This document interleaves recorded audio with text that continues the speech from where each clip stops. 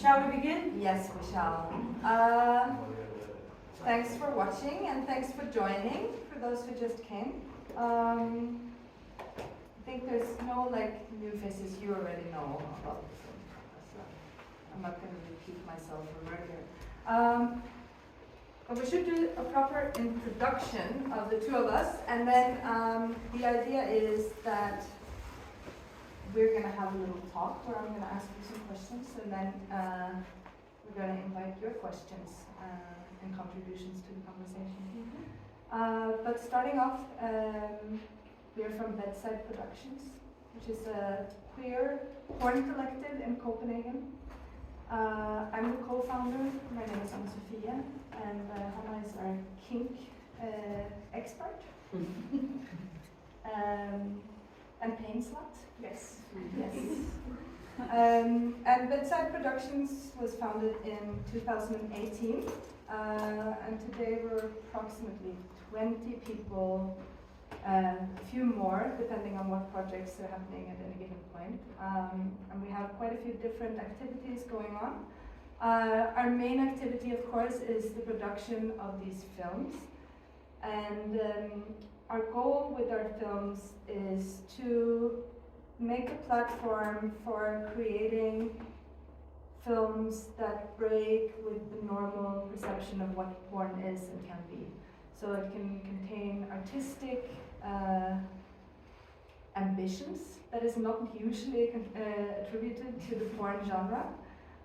It can also be a way of telling the stories that are not usually portrayed in mainstream pornography, so giving room to extreme kink, to queer stories, to bodies that are not normally shown in pornography, and our ambitions are higher than what our filmography, do you call it filmography? Filmography portrays today, but we're going to keep on expanding in different directions. So apart from making the films, we are also hosting sex parties, raves, with a focus on making these sort of environments and milieux accessible to people who might not have that much experience going into sex-positive parties and spaces. So we put a lot of emphasis on the education on how to act and how to enter these rooms and how to support each other in showing up fully as who we are or choosing to exit fully as those we are. We also do educational work, like Hannah and I have been doing today and yesterday here at UKS, where we've been hosting a workshop in how to apply the BDSM framework to creative collaborative processes.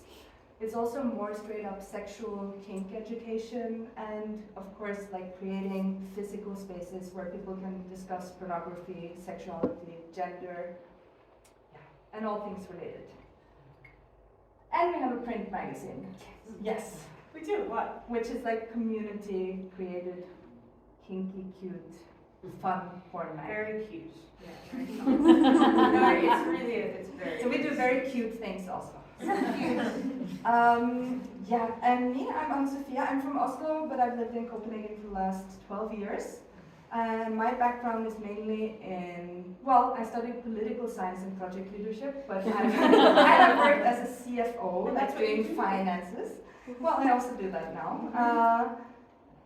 But my background related to this is very much within sexual education and feminist activism. So I've been running feminist festivals, working with Sex and Samfund in Norway, and various things. Also working a lot with migrant sex workers, street-based sex workers in Copenhagen. So quite different from this, but somehow all connected in my mind, at least. Yes. And then I'll let you introduce yourself. Yeah, because you do it better. I'm Hannah, or Cherry Velour, depending on where you're looking. I'm American, and I've been living in Copenhagen for a while now. But BDSM is just something that I've always, I've been very lucky to have been led into an incredible community in Seattle when I lived there. I'm from New Jersey, but I lived there for 4 years in my adult life, my early adult life. And the things I learned from that community I found so incredibly valuable, not just as a kinky person, but just as a person. And so I've expanded from that, because when I left Seattle and I moved to Denmark, I realized, oh, everywhere in the world doesn't have these spaces. I didn't realize how lucky I was with what I had in Seattle, this really welcoming community that shares a lot of knowledge and is just, I mean, it was a very special place. And so I've been wanting to make it a mission of mine to share some of the things that I learned that go beyond the kink space, and share how we can use these practices outside of the dungeon, as well as, of course, literally kinky education as well, some dominatrixing, some sex work, some, you know, all of these things, a bit of it all, because I just love it. And I work as a video game artist in my day job, because you gotta pay the bills. Which also gives some interesting perspectives as well, like coming back into these things. Big time nerd all around. Mm-hmm. So, without further ado, that's a very brief introduction of me. Shall we talk about this bit of film that we just showed? And I think you should just start, because obviously this film is very much based on Cherry Vilvour's personal, lifelong fantasy almost. Yeah. And I think you should start off by telling a bit about that. Heck yeah. So I love this stuff. I actually, when I first came to do a project with Bedside, I was casted for a completely different film. And two of the people that were going to be in that ended up pulling out, and so we still had this whole team together. We were like, all right, well, what are we going to do now?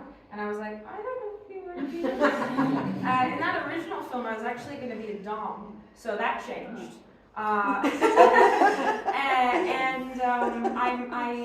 thought, okay, well, it's not every day that you have the opportunity to create a fantasy with people, some resources, like time allotted to build this thing that you may like dream about, or just like, the kind of thing you wouldn't necessarily build in your bedroom for a play scene or something like that. I mean, maybe. I know at least one person who would, but I've always really been drawn to very brutal C&C, which is consensual non-consent fantasies. I love the idea of everything you saw, kidnapping. I'm a very big masochist. I think that masochism it's my form of mindfulness in a way. And if there's any terms you don't know, then just interrupt. Yeah, please and ask us to explain. Just say so. But I, big masochist, and I really enjoy being put in a space and really just like pushing my boundaries within that space. And through my years of experience, I became very comfortable with knowing my boundaries and communicating them. And so that was, we all felt on the team that this was something that we all felt comfortable in doing together after we got to know each other, had a lot of conversations, maybe more on that later. But yeah, long story short, I fucking love this stuff. And I feel incredibly grateful to have been given the opportunity to create something so intense and personal to me and my own fantasies. And I guess that's the short of it without giving too much away. And how did we go from there, from you having these fantasies into this? Because there's a lot of planning, and obviously like everything that you have seen have been mapped out and planned more or less in detail in advance. So can you tell a bit about that process? Yeah, so the workshop that we've been doing while we've been here has been about taking the framework of BDSM and applying it to a creative space. And that framework is the negotiation, the play, and the aftercare. And so the negotiation, and especially in the case of this, for us has been this very long and thorough process of everybody, not just me and my main torturer, Louis, talking about our boundaries, but the whole crew together talking about our boundaries, what we're nervous about, what we're excited about, what things we, just everything, right? So there's been a lot of communication as a team. There was also multiple practice play sessions between me and Louis to get to know each other's bodies, our body language, what worked, what didn't work, what we wanted to explore and expand on more. There was a couple very cute sessions at his family summer house, figuring out that piss device thing that we built and like mocking it up and stuff. It was a very sweet time. And we also had a team building session where we built the entrapment. Oh, so all of us were part of that. Yeah. Frederick made the brand. Yes, Frederick made the brand. Thank you very much for that. Yeah, and so it was a long process where we all, like, the camera person, I mean, everybody was a part of this. It was, from the beginning, a team. And we also made it clear that unless we really needed to, we didn't want to bring anybody new in, right? This was our group. And so, yeah, it was a really beautiful process. And I think as well, because what happened was so intense, and if some of you heard me said at the beginning, it was 4 hours long of pretty much continuous torture. That kind of thing, for most people, it's very hard to be in the room for that and feel okay and feel safe. And when we talk about things like safe words and stuff like that, that doesn't just go for me, that goes for everybody in the room. Everyone is capable of saying, I need a break, or it's a lot for me, right? But we've all talked about it since and said, yeah, I felt so safe with the people in the room to also communicate their own boundaries, because of how much effort we put into the before time, the negotiation. Yeah. And we can say also, like, in all of our productions, like, none of our productions from earlier have been anywhere near as intense or sadistic Quite as soft this and one. sweet stuff. Quite soft and sweet stuff. But we always have something that we call an emotional fluffer that is part of the film production. Are you familiar with the term fluffing? Yeah, so fluffer, that's someone that keeps the dick hard on set in pornography normally.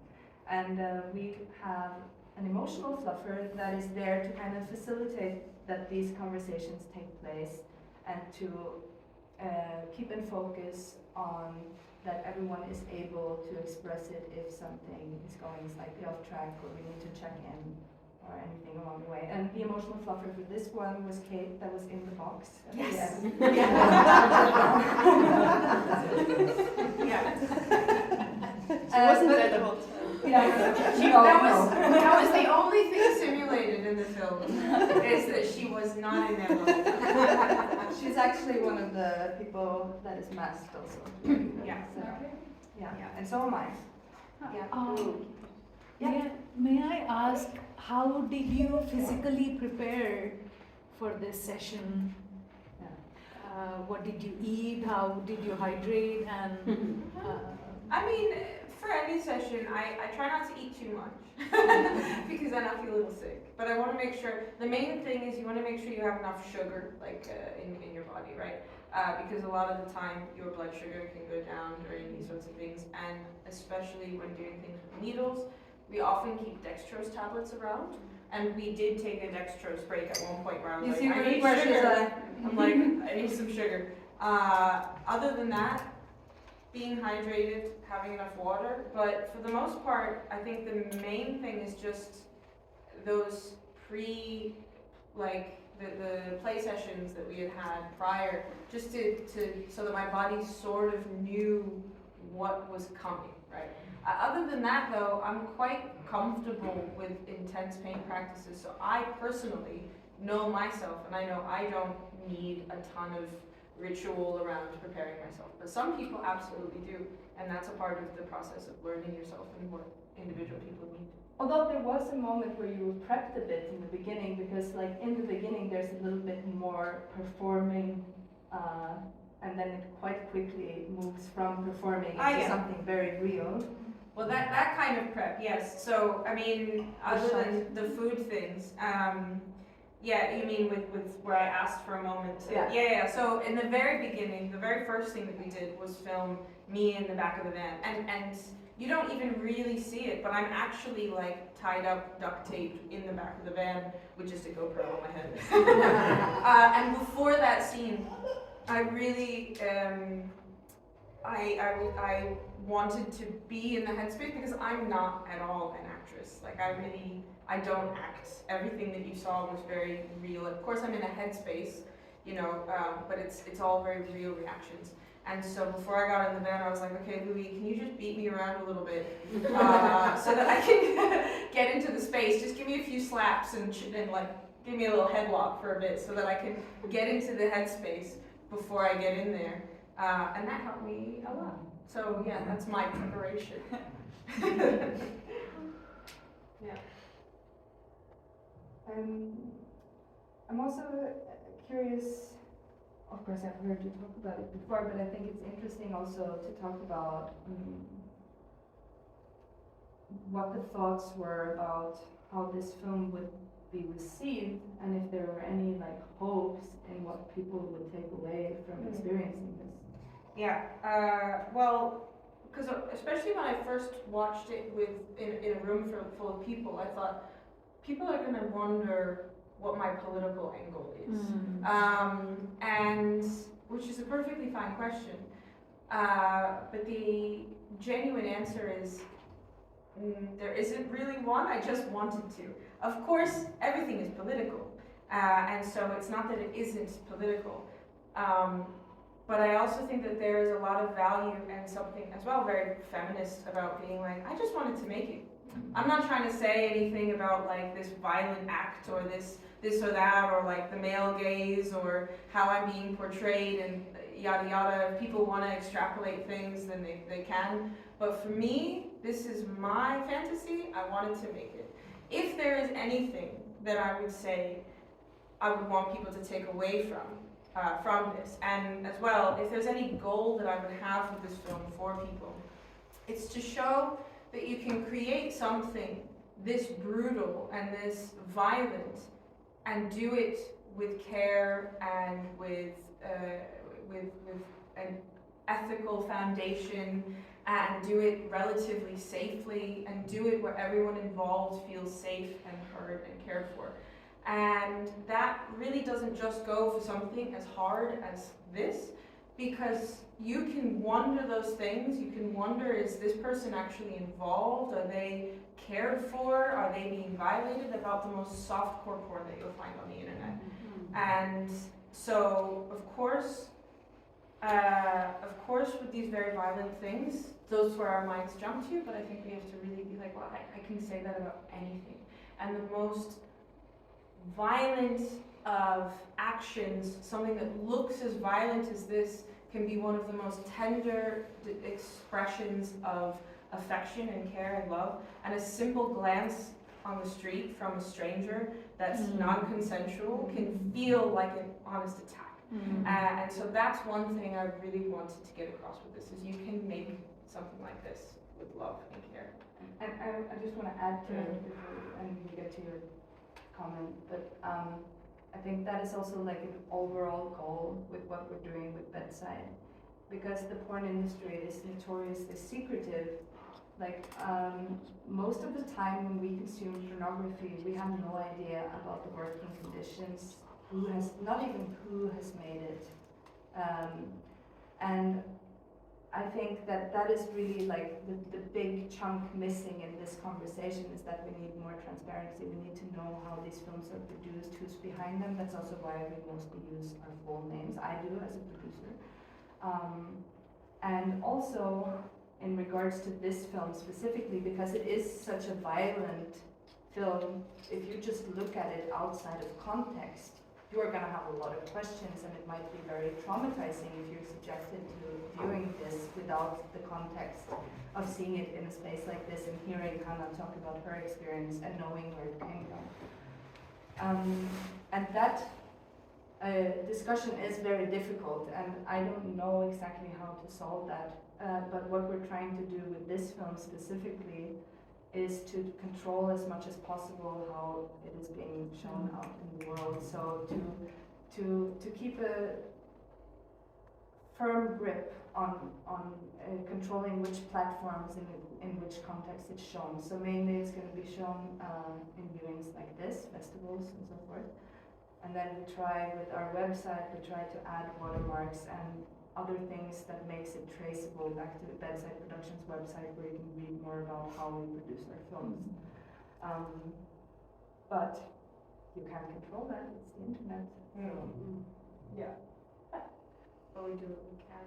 We do what we can. So I think there was some questions over Yes. here first. Yeah, I was just going to ask, like, with that context, and like normally when you do a scene, in terms of aftercare, it tends to be quite sort of, not always, but often like one-on-one. But then when you are doing aftercare potentially for the entire crew, how does that work in the context of your production?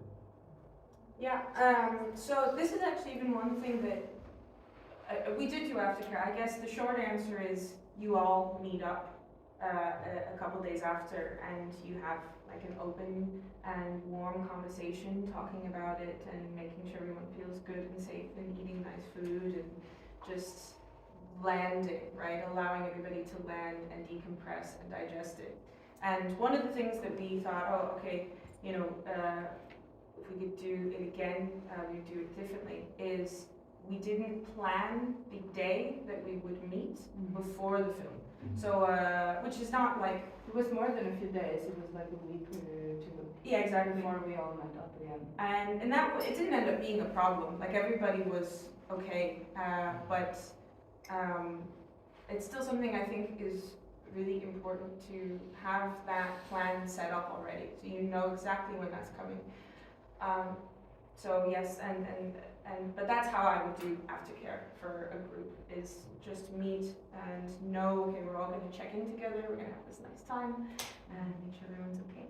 And I think the way it was done was that you and Dewey, the main torturer, you had your little cute corner where he tended to your wounds and you were like hugging it out and But the majority... all this, and while they were doing that, the rest of us were decompressing over by the bar. Yeah. Not actually drinking, just Standing by the bar, there, literally by physically the by bar. the bar. It's a venue that we did this at, so. But actually the majority of the aftercare was for me, was done by Kate, the lady in the box.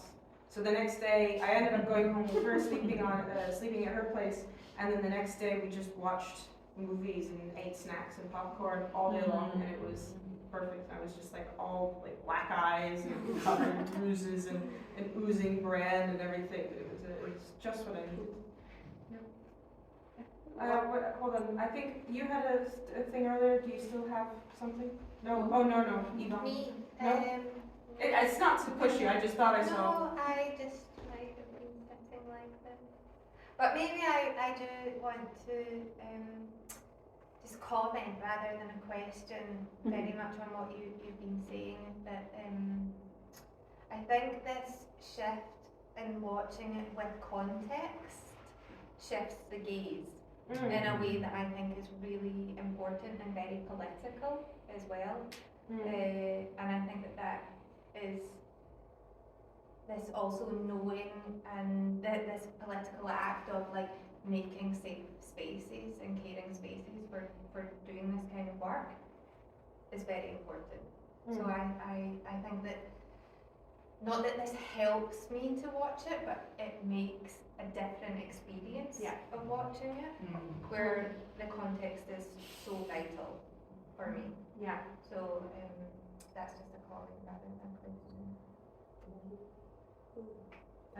Yeah, you were talking about the aftercare, and I was wondering why didn't you choose to show that in the film? It's a good question, and it's because that's not part of the fantasy, right? Yeah. So, and I think that in doing what we can with showing these things within the context, and the context of Bedside, having me here, I think that that does some of that work, right? So, and at the same time, I really love when places like kink.com, a kink porn website sometimes will show the aftercare and things like that. And that's really, really good if that's the point of what they're making as well.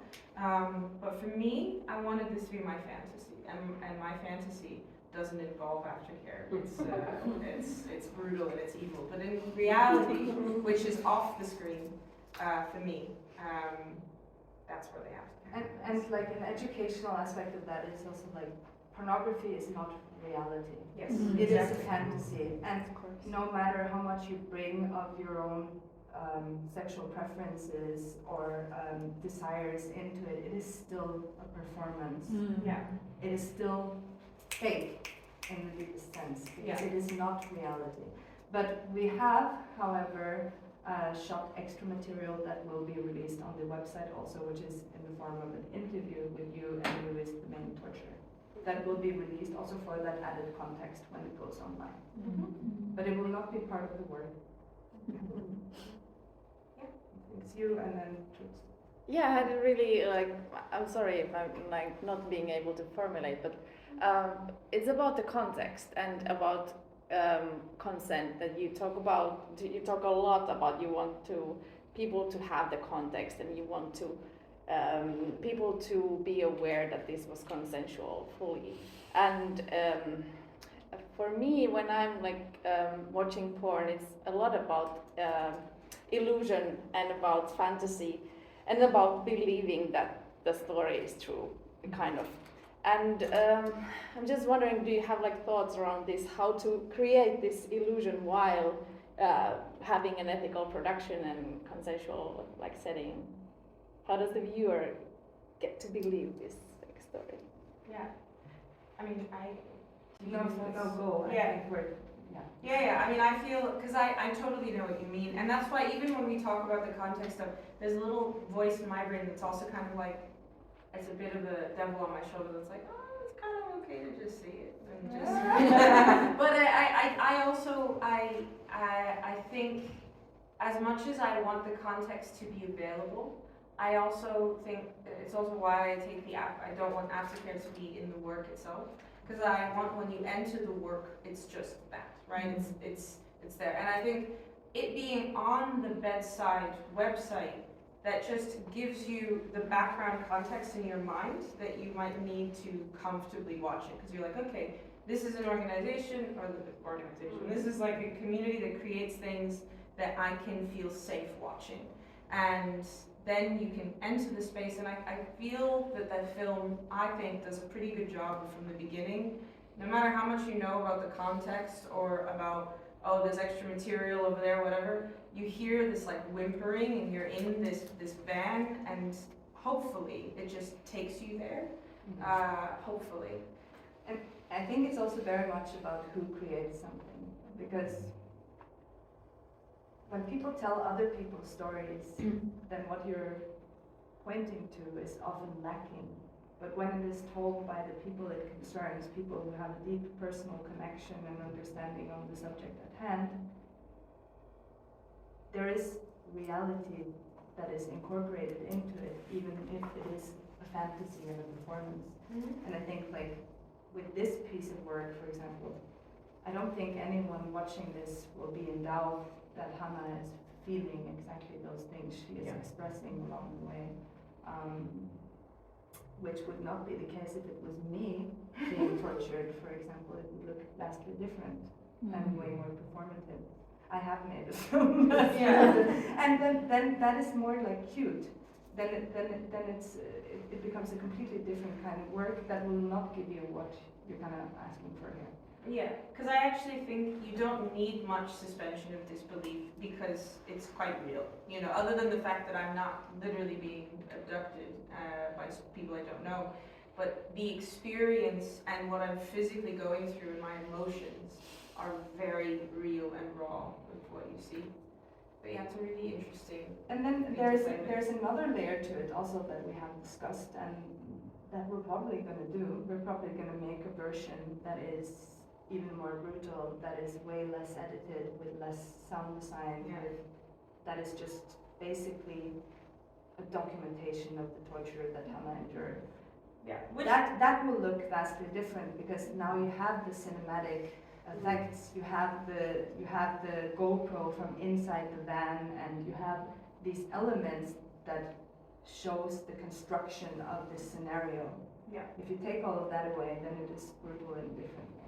Yeah, and in fact, that was actually my initial vision when making this, was something quite different to where it ended. I love where it ended, and where it ended is also absolutely the product of a beautiful collaboration of many minds, which is something that I also love about working with Bedside. Is I took something that is so personal to me and I put it in someone else's hands, and I said, now bring your own interpretation and your own perspective to this. So in my initial vision, it was much more just like raw, no music, almost, I imagine it being a film made by the torturers that they were going to show to their potential clients that might buy me from the black market, right? So something where it's just screaming, or it's white noise because the audio got cut, or something like that. And also it would be like at least 2 hours long. Yeah, it'd be really nice to make another version of it like that, because it does shift things, the cinematic kind of elements of it. But I also love it. Yeah, that was what I was going to ask a little bit about when it comes to the references, because it deals with sort of like what's come from this sort of like an illegal genre, which has become more and more accepted in popular culture and popular genres. How do you sort of like work with the genres, with the sound design, and do you have some sort of specific references in popular culture? Well, for me, because I wasn't a part of the sound design elements of it. You weren't part of post? Yeah, I wasn't part of post at all. I very much just like put it out there and let the others work with it. But from the beginning, my biggest inspiration by far was, I talk about it all the time, was Insects. And Insects is a porn production company in America that was really big in the late 90s, early 2000s. Very controversial, really hardcore, INSEX, fucking gorgeous, genius, insane, like twisted stuff. And they would do like 2-hour films of girls being tortured in these incredible and like mind-blowing ways, and like horrible, ugly, grotesque. I loved it. I loved it. And so yeah, that was a huge inspiration for me. And as well, we also, one of the things that we did as a group was I showed the group, there's a very hard to find documentary about insects called Graphic Sexual Horror. And I actually have a reference to it on the t-shirt that we made for the film. It says that on the bottom. But in the documentary, it goes into what they are and what they do, but also shows some of the darker sides of how it maybe wasn't always so consensual, and in the sense of where a lot of the models felt pressured or people weren't treated very well. And so I wanted to take inspiration from this thing that I find so hot and genius and gorgeous, and also create my version of it that's done with care. Yeah, so that was honestly my main inspiration. And actually, I saw later, after we made the film, I watched the film Martyrs. I'd never seen it before. And I didn't realize, like... The French one, or the US? Yeah, the French one. Yeah. And I didn't realize, like, I completely look like I'm ripping it off. Because for anybody who doesn't know, it's this incredibly beautiful but also really grotesque French film with this, there's this like cult of people torturing women to try and get them to make this expression that's like where they're seeing the other side or something like that. And the face that I'm making when my eyes are rolling back in my head is like the face. And it totally looks like I'm ripping them off, but just same minds. And I can say in the post-production, of course, because, I mean, this is a very, like, we have made this film with a 0 budget. 0.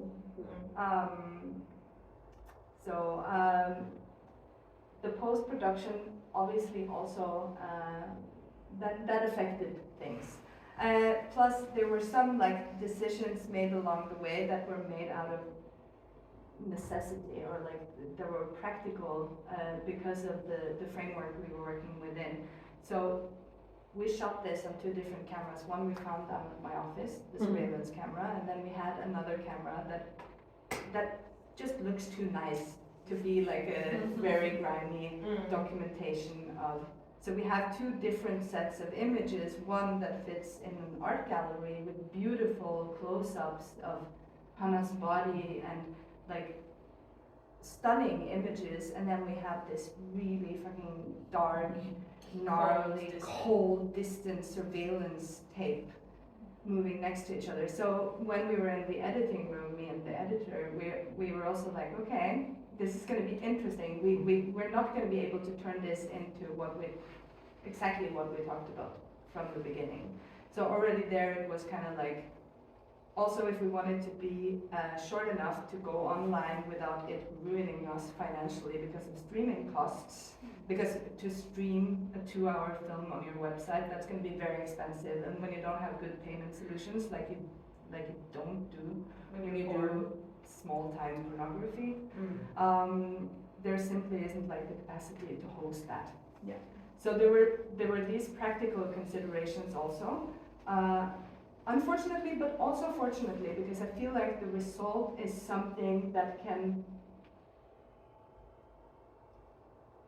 do a lot of what we initially set out to do, but it can also do something else, which is to make it a little bit accessible for those curious and for those who might also need the slight distance, the cinematics of the sound design and the editing and the final result that it gives, because it does bring you a little bit further away from this horror scenario that you were imagining to start off with. Definitely. That's one thing, and then also that people were allowed to like bring their own creative flavor to it. So the sound design was made by someone who had not been part of this process, that is based in the US. So obviously there was a lot of back and forth with that and adapting, but there is like someone else's creative vision that is coming in externally, and then we're kind of like making it work together. So it's very much like a collaborative. There is no director of this film. Yeah. Yes.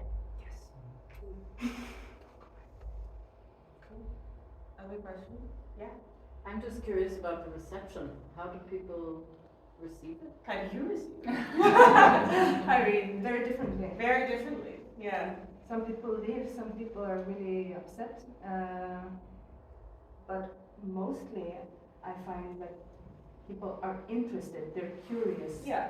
I mean, and some people are super happy to see that their kink, their sexual practices are being taken into a room where it can be shown in daylight and talked about also with people outside of these communities. I think it really makes people curious, especially shown with me in the room, you know. Yes. I think that really is an interesting thing for people, where they're just like, okay, I'm seeing this, and then I'm seeing this like lively, alive person who's like smiling and very happy to be here and everything like that, and it's very interesting to see.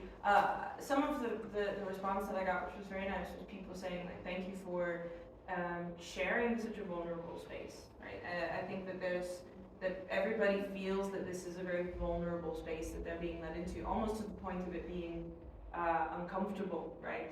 I mean, I wouldn't even say almost.